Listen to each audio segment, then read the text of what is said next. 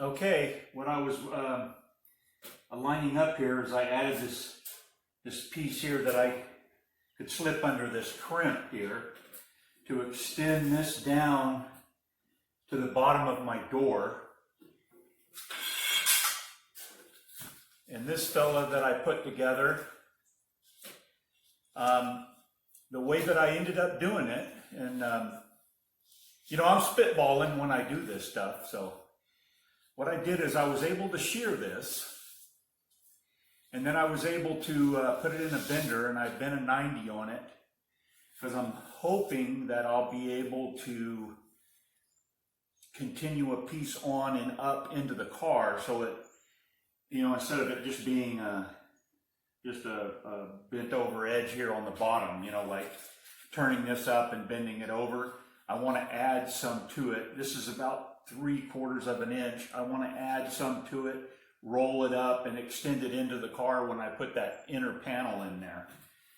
So getting back to this, what I was able to do was shear it, put a 90 on it, and then I just stuck it in my vise, similar to, you know, in the jaws like this, and I was just tapping on it, and I was able to get that turn in it.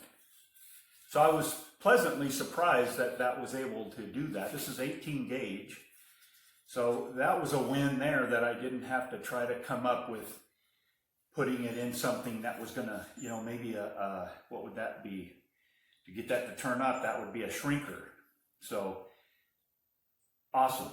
So as you can see, I'll be able to, you know, I'll take this here and I'll put a turn on it so I can crimp it around this edge here, like this interior is, you know, and spot weld it, right?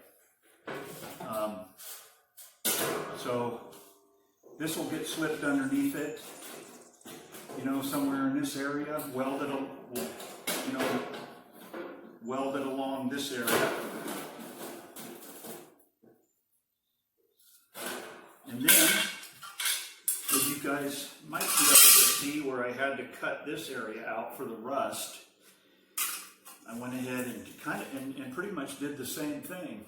You know, I sheared a piece that I needed, and I put that 90 in it, and I just put it in, you know, like I said, a vise, and I just, you know, was doing that action to it, and I was able to get that roll out of it. So instead of having it hoopity-hoop like that, I'll probably just go ahead and finish this off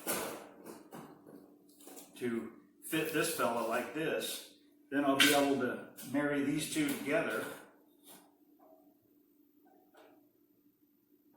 And that kind of, I mean, I'm probably putting more welds in it than I need to if I was able to fabricate a complete piece. And that was my main thinking, was that's why I didn't carry this across above that edge, because creating that, I wasn't sure if I was able to, and I didn't want to box myself in a corner and then try to find somebody that could, you know, roll that shape in for me. So I'm going to call it a win that I'll be able to splice this piece into this one, and I still, you know, I'll still be able to have my crimp for this side. Cool. It's really taken on a really good look here with my top up.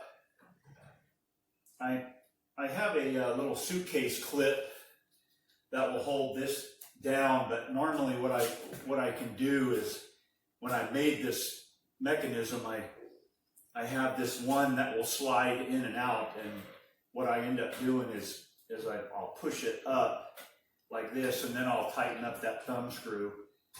But without that suitcase handle on there, or that suitcase clip, it wants to lift it, and then it wants to pull that back out. So I got to be able to push that up, but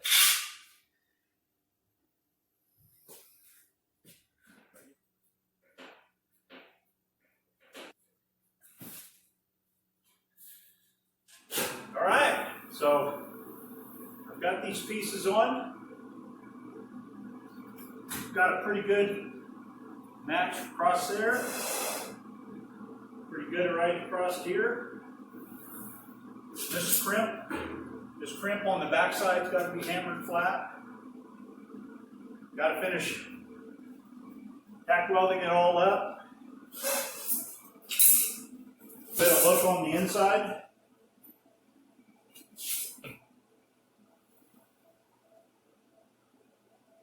Not bad.